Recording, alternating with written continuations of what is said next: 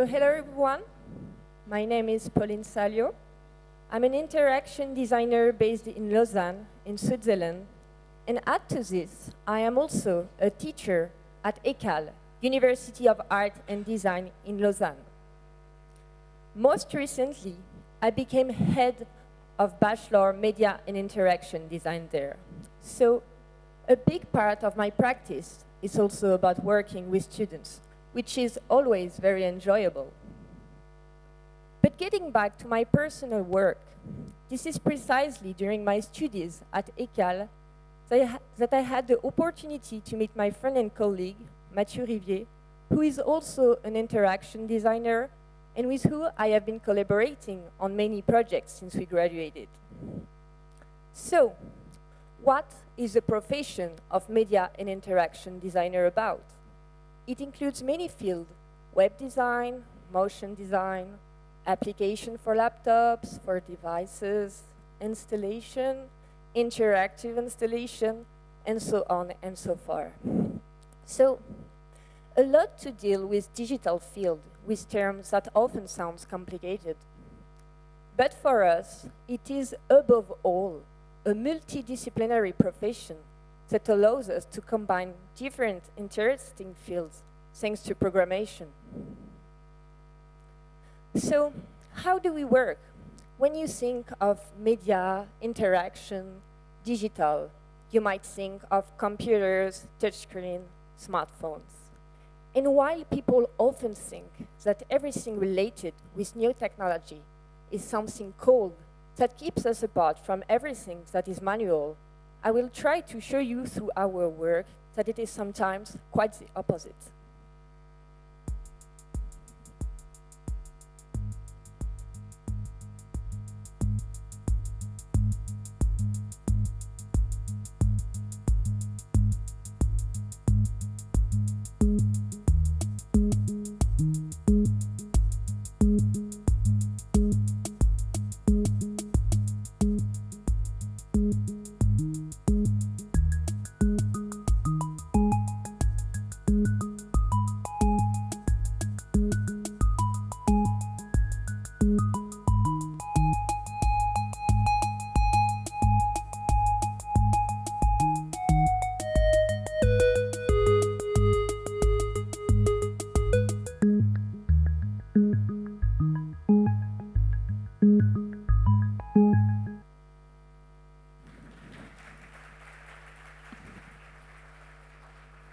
Thank you.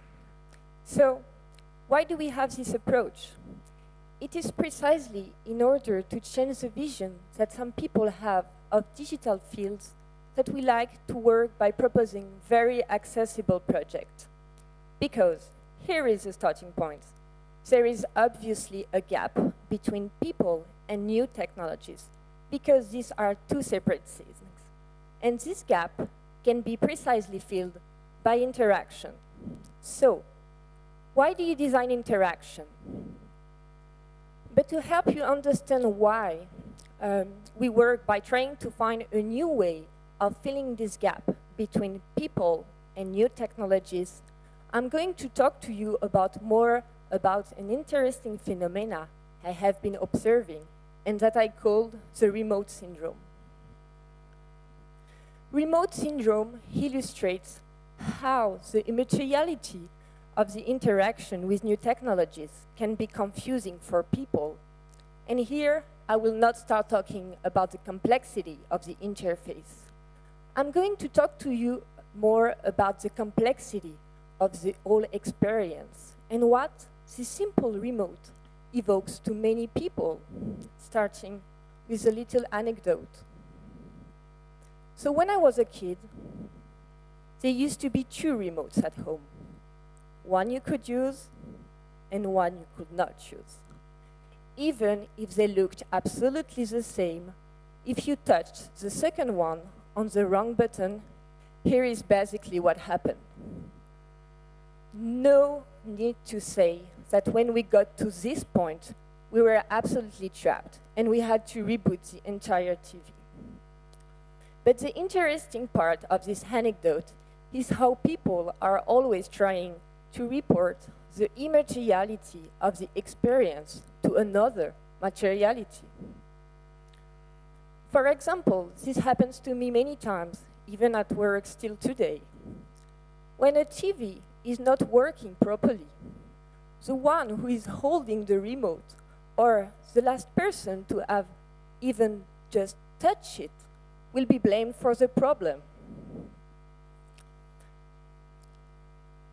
Even if there are many reasons why a TV should not work, especially now they are getting connected to internet, the thing is, we keep blaming the behavior of the user instead of blaming the technology. Why? Because the whole experience remains so complicated that we are more convinced by a mistake from a user we can see and maybe we can solve than from a problem from the technology we cannot see and cannot solve. In conclusion, this anecdote shows that our relation with new technologies can be affected by the complexity of the interaction with it. This relation with digital fields hasn't tried to be simplified, essentially with massive use of touchscreens through devices such as smartphones. But then, a question remains. Does simplifying interaction with new technologies means minimizing interaction with new technologies? And when nowadays the gesture of interaction with the digital world has been simplified to the simplest, touch, we like to work by giving it a more physical dimension, using most of the time an analog object we combine to digital support in order to propose a more tangible interaction. That is, for example, the case for my diploma project I'm going to present you, but starting first with a little anecdote. So when I was a kid, I used to go in this beautiful house my grandparents had in the Basque country in France.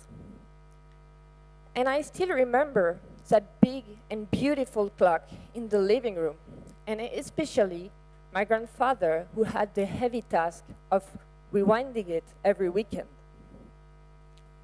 And every time I saw him picking this little golden key out of the drawer, I knew that a full week has passed. So for me, it was a real efficient visual time marker to know where we were in the holidays. Much more efficient than the most precise calendar on Earth.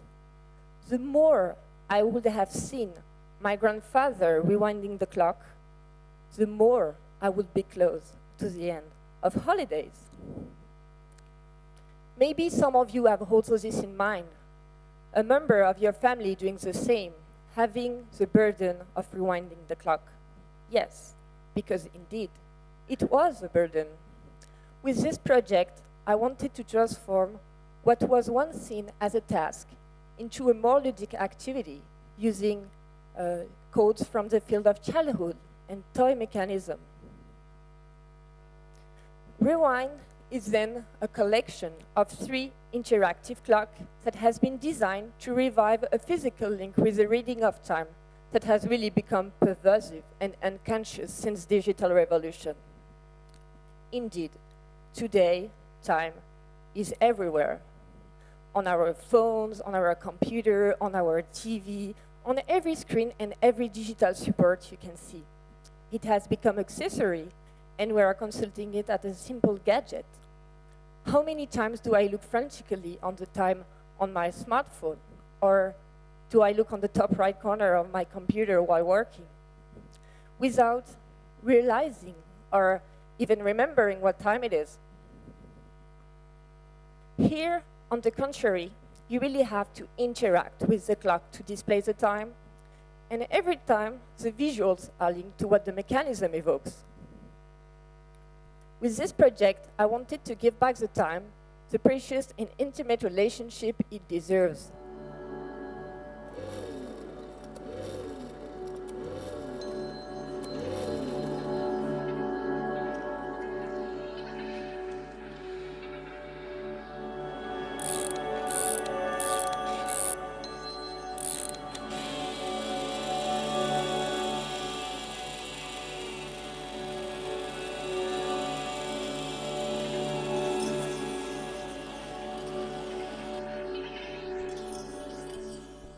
I wanted to rewind our lives back to the time where every clock was still dependent to human interaction.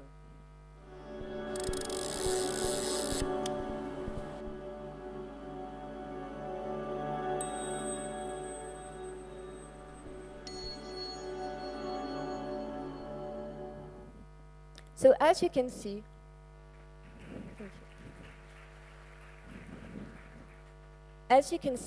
these are working prototypes, and it means a lot, because it means that the design of the object will be very related to the actual technologies. Here, for example, I had to base the design on the smallest computer able to run the software at that time, so a Mac Mini. And I also built a 13-inch screen and built the design all around them. So I will now talk to you about two projects that were initialized during a workshop organized by friends. For this workshop, many artists from many fields were invited to come and work in the castle of Gevaux, you can see here on the picture, and which is classified as historical seat in Switzerland. It is a very old house dating from 1757, so as you may guess, it is very inspiring as an artist. The first project we realized proposed to tell the story of a very interesting room of the castle, the cellar. Actually, the cellar is very interesting because it is very empty. It is very empty because it is often used for festivities. With installation, we really wanted to illustrate all that festivities that are not visible because the room is empty, but that are hidden inside the room memories, that are hidden inside its walls. And we focused our research on the following question. What could be the more playful and intuitive object for people? We finally proposed an installation where the viewer can approach and discover an object everyone could recognize, a bubble blower. Everyone is invited to come closer and blow bubbles that only appears as shadow on the wall.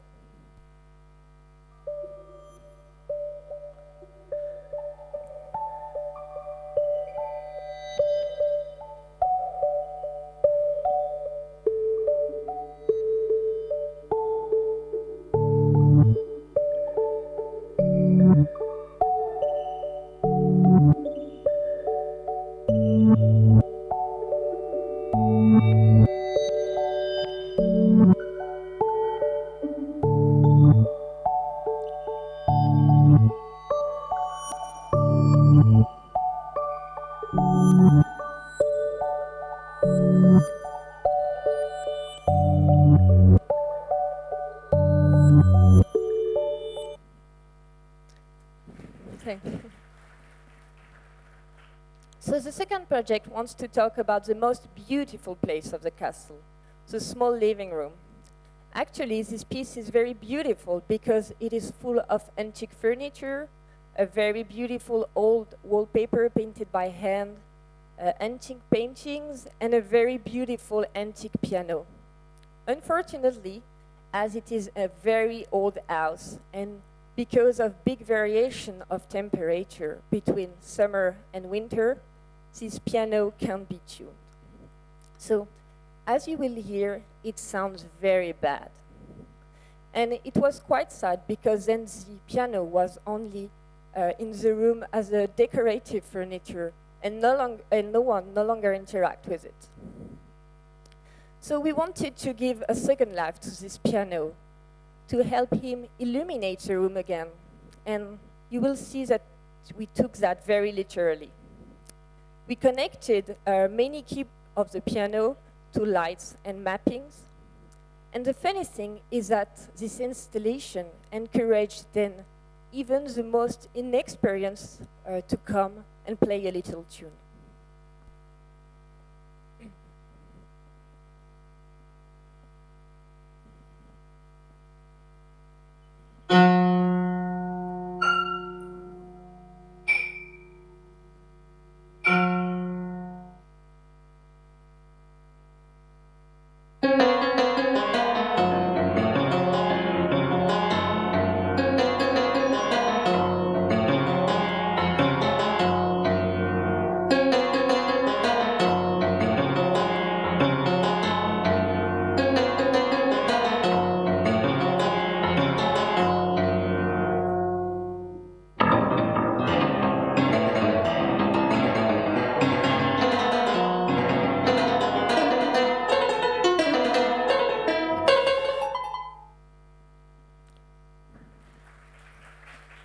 Thanks.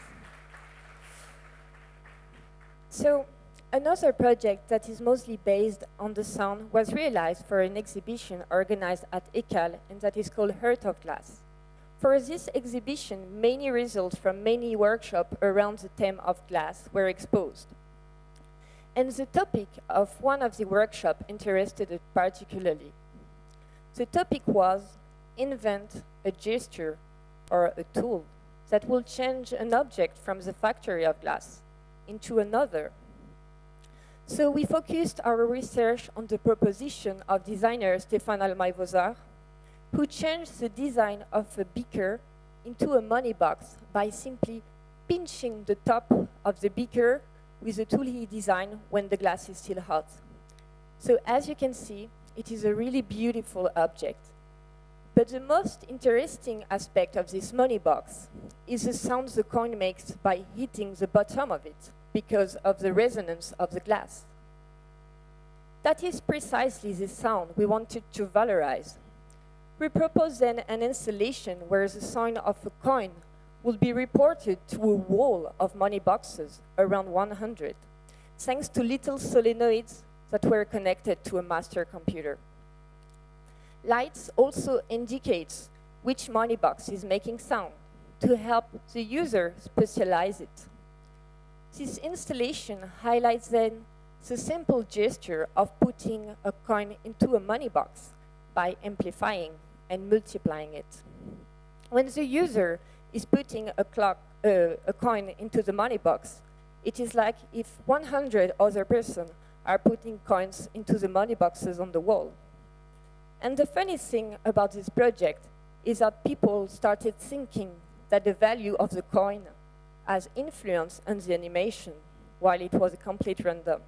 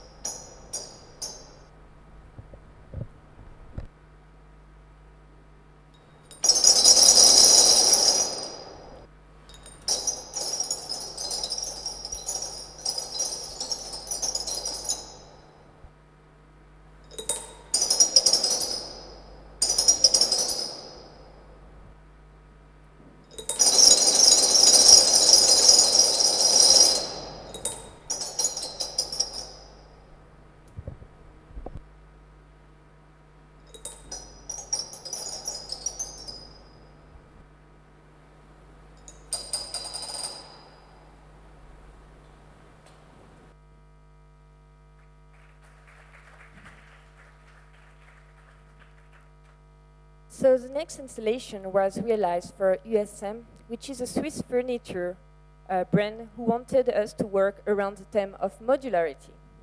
So this project was led by designer Dimitri Baller and was realized by 8 designers and 3 interaction designers, including us. So this project was finally a big installation of 4 kinetic modules. And here, each team of 2 designers think about a specific movement and the way it can move. These challenges was to use a very light material that will be able to enter in movement thanks to little motors. But on the other hand, this material had to be rigid enough and strong enough to be put in shapes. So, for example, it couldn't be paper.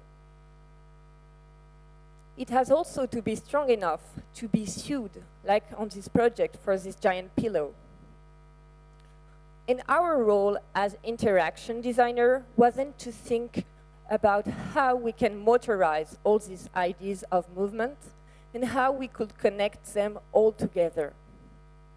We finally thought of a general input that will start the giant kinetic installation.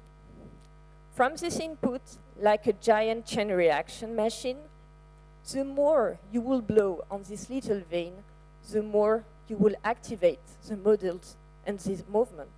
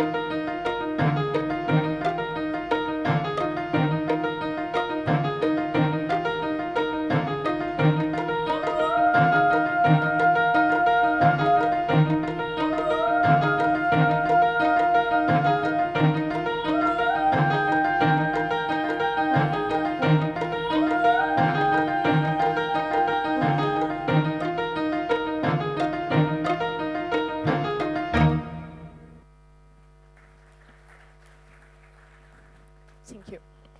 So the project I want to present you was initiated during a workshop at ECAL with the famous Italian brand Emilio Pucci. So for this project, we were free to do whatever we want. And as you can see, we immediately wanted to work on the scarves because they are very emblematic of the brand and they are also very graphic. They are actually so graphic that they are often used as real painting frame you can hang on the walls. And that is exactly the way we wanted to expose them, as real painting frame you can hang on the walls. As you may know, the main characteristic of a scarf is that the perception of its color or of its graphic changes depending on how you are wearing it, how you are folding it, and then on how you are interacting with it. So the question was, how can you valorize this characteristic and how you can interact with a scarf if you cannot wear it? We started working on how can light influence the perception we have of a scarf, and we finally proposed a collection of 3 interactive scarves. So the first one reacts when you come closer.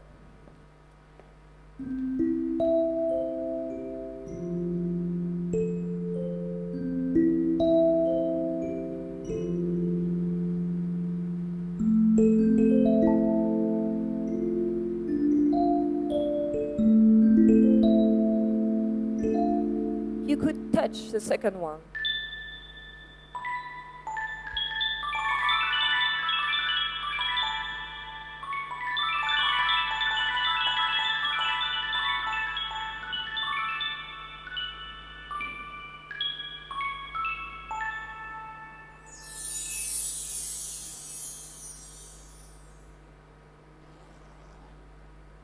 The third one reacts to any sound you display.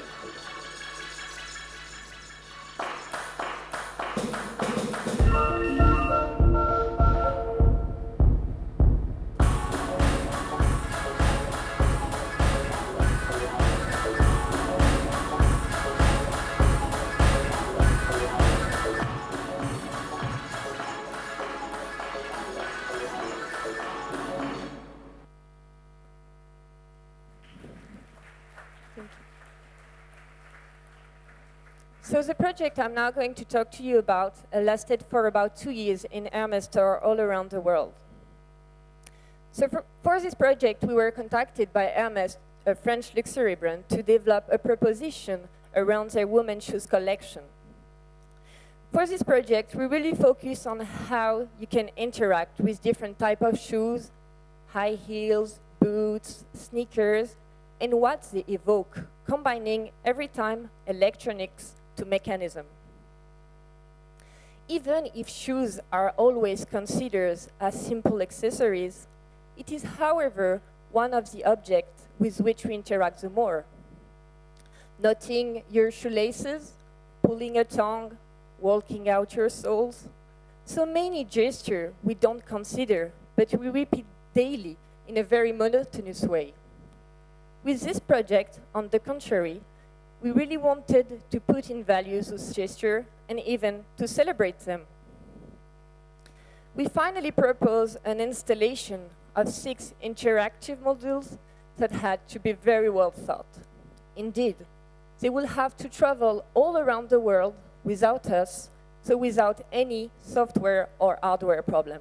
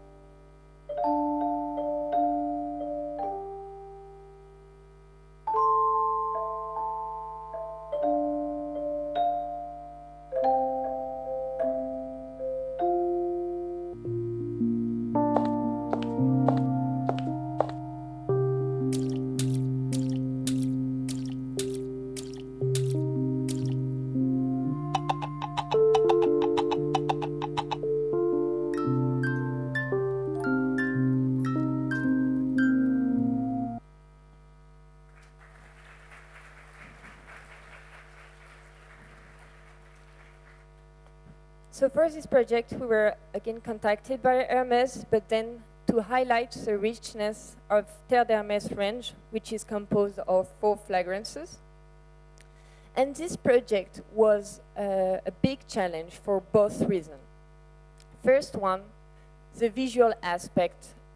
Terre d'Hermès has very strict visual codes that are photographic and that very complicated, especially between the 4 fragrances.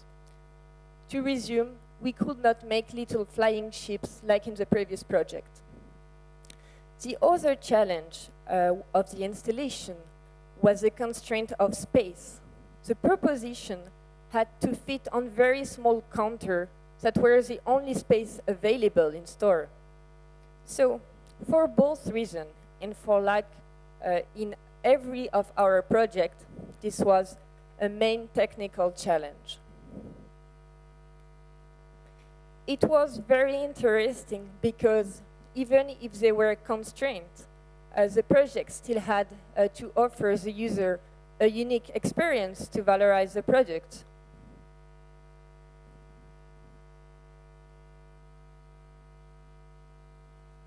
So we finally ended up with a proposition where the user can choose between the 4 fragrances that are on the table. He can then discover through the screen the universe and the visual codes that are associated to it. It is then through this little bottle that he can appreciate the characteristic of the perfume and discover the differences between the 4 fragrances.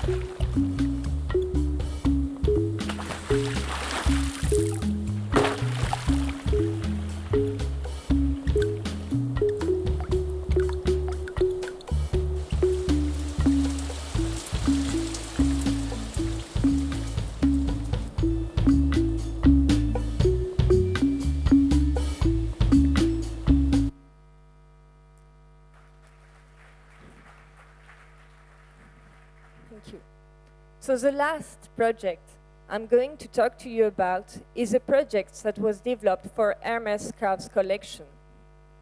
And the idea here was to valorize the different steps of creation of a scarf and all the craftsmanship that is hidden behind. The aim is then to give the user the possibility to execute each gesture of each step. It is to say, the history behind the scarf and the inspiration, the drawing of the artist and then its vectorization, the application of the color thanks to serigraphy, the history of the color, of the palettes of color, because as you may know, they changes depending on the season, and the quality control by looking into the details of the scarf. So the main challenge of this installation was to fit all that in one proposition and think about a system that could be updated for future collections. For this proposition, the seller is also part of the interactive experience, and he will teach the user the very special gestures that are so precious for Hermès craftsmanship. Indeed, relationship with clients is very important and is very emblematic of this brand. This is why it is also included in the proposition. Then, by combining traditional gesture of a seller showing a scarf on a table and digital support that will help its detection, the principle is then based on a game of friendships between digital support and a physical scarf.